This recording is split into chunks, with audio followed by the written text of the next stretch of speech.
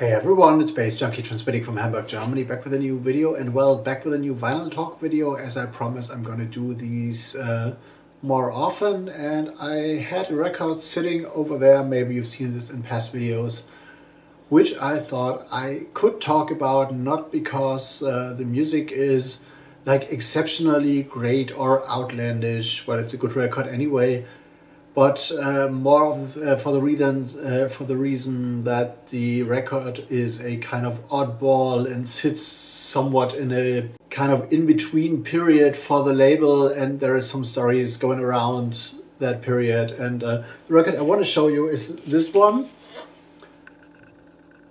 Kieran going there, getting away on hotflush recordings. You can see here, pretty record, like a pretty outer sleeve. Released in 2014, so it's 5 years old. Musically, as I told you, nothing super outlandish. Basically, both tracks are like, especially Going There is like a deeper tech house track with a little like big room twist and with like a sweet little vocal, and Getting Away is more like bigger, like more techno-y track. And on the flip side there is remixes, you should see them as well, by Richie Ahmed for Going There, which turns the track into like a step-ridden, like kind of electro housey tech house anthem for big rooms and for prime times. And for me the most interesting version is the Ryan Elliott remix on B2, which takes getting away from the like 4/4 tech house realms and turns this track into a kind of like electro slash breakbeat slash minimalism track, which I really like. A little bit of funk in there, and yeah, good DJ tools, stuff to play. Nothing you can like, well, sit back and listen to. Well, you can, and the tracks work well, but those tracks are meant as DJ tools, and they're good for that. And especially the remix side is the side that makes a record for me. And Phil Kieran is an interesting guy as well. He's been around for quite a while, I guess since the early 2000s or something like that. Has done stints like on breakbeat, New School Breaks labels like Skint, for example, has done a couple of remixes, has released on Electrics, which is like a sub-label of Tortured, which is like a straightforward techno label, and Electrics is more the real electro bass breakbeat label. Has released on Cocoon as well, which is Sven Faith's like minimal techno label and stuff, and so also on Skint, like for breakbeat stuff, as I told you. And yeah, pretty interesting guy, and nice cover and all that. But the reason I want to talk about this record is its oddball situation, because Hotflush originally was one of the early dubstep labels. I guess they came around in 2004 or 2005, somewhat in between. And I guess from like of their early releases, the first 10, I got like quite a few, because this was the period when like dubstep was like freeform, not that like formulaic, and they had a little nice broad approach going on. And I love this very experimental stuff in there, very bass heavy, and some very aggressive techno-ish electro dubstep in there as well. The label Hotflush was founded by a guy whose real name is Paul Rose, also known as Scuba.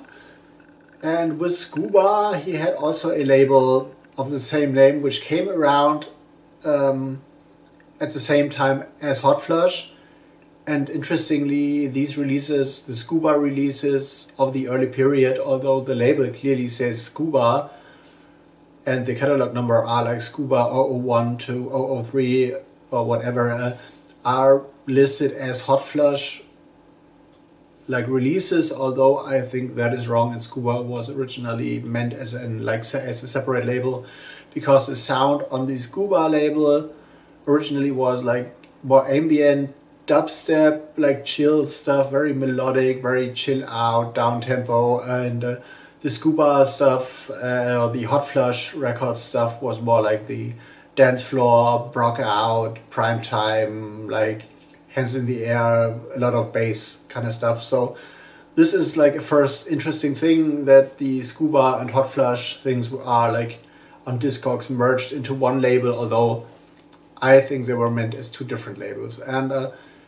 yeah, as I told you, dubstep was the origin of the hotflush sound, and this continued for quite a while, for 5 or 6 years, I guess. And then came a point where Paul Rose, aka Scuba, discovered techno, and he was like more into techno house, tech house stuff, and then he founded a label called A-Box, which is Scuba backwards, which he used for his more four to the floor straight techno outlet things, and he shortened his name down from Scuba, which he employed for bass music and dubstep still, to SCB, which was his like, well, Scuba without the vowels, and which was a thing that was hip in the techno scene in Berlin, like to shorten things down. And so it's like yeah, like this fuck corpse or whatever, which you see on t-shirts all the time without the vowels. It's like Scuba without vowels turns to SCB, which was his like techno alias. And actually he became more known and well known for his 4x4 techno sound, and which was more darkish, Berghain-y kind of, and he was playing a lot of places and was also playing Ibiza a lot, I guess, and like Ibiza is more like hands up, big room crowd, and this is where this release perfectly fits in. And it was like in the transition period from like dubstep to techno for the label. But then something happened, and I don't know, I don't remember the story exactly, but Paul Rose moved to Berlin, and then he was exposed to more techno. He was playing more techno and drank a lot, took a lot of drugs, I guess, as many big room DJs do, like especially for Ibiza and stuff. And then anxiety set in, and then he kind of moved away and like had to turn a lot of bookings down and stuff. And but there was never another release on the hotflush label that like this one was like catering to that big room niche. It was like dubstep transition period, then came this record, and then he had still some bass music stuff, but then the label gravitated more towards like a techno sound with like totally different artists, I guess, except from Mount Kimby, which is still signed to hotflush. But yeah, this was like a transition period, and there was this dark Berlin techno thing that was like the SCB Paul Rose DJ worldwide thing, and then at some point before that he became kind of confused, I guess, when he was exposed to that Ibiza rave main room, big room, tech house scene, and like was trying to play softer, I guess, and also to release softer stuff to please like more people. Not that he's like a crowd pleaser as a DJ necessarily, who will play whatever people want just to make them dance and stuff. But this is like a record I would have never expected to come out on the hotflush label, just because it is more like, well, if it had came out on like labels like Poker Flat or Upon You or Cocoon or whatever, all of these like big tech house labels, it would have made perfect sense for me, and I would have overseen it because I'm not into that Cocoon stuff. But as it was like a hotflush release, I copped it and I checked it, and it was like, oh, this is great stuff actually, also for me to play, although I'm not playing that big room crowds, and I'm not playing this like more hype tech house style anyway. Just I just buy like a few like selected releases every now and then because they please me musically and I'd like to mixtape with them, and sometimes I'm going into that direction, but more as a like turn left in a darker DJ set or whatever. But yeah, this is an oddball release on the hotflush label, and I guess I could have shared this with you, with the vinyl community. Maybe this video is a little bit confusing and a little bit like telling you a lot of things about stuff that a lot of you might not be able to relate to because you haven't been following the dubstep scene like from early on like I have.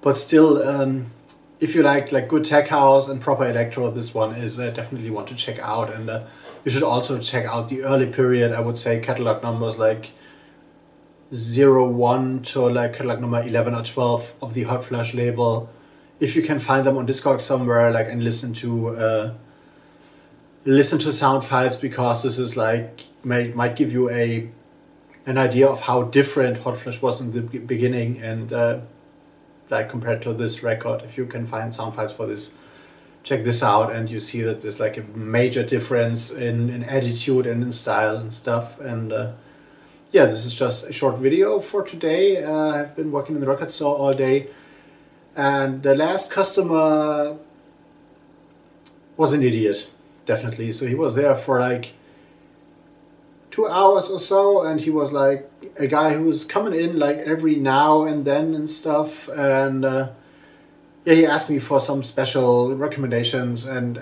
he has like actually seemed to have like a good taste, and then he was listening to stuff and had a pile, and then had another pile and stuff. And like for every second record he took out his phone and took a photo and like was dabbling on his phone and stuff. And then later on it turned out that he was checking prices on discogs parallel to listening to records in our store, and like to exploit the knowledge I have and the knowledge or the opportunity to discover new records in the record store whilst checking them out on discogs, and like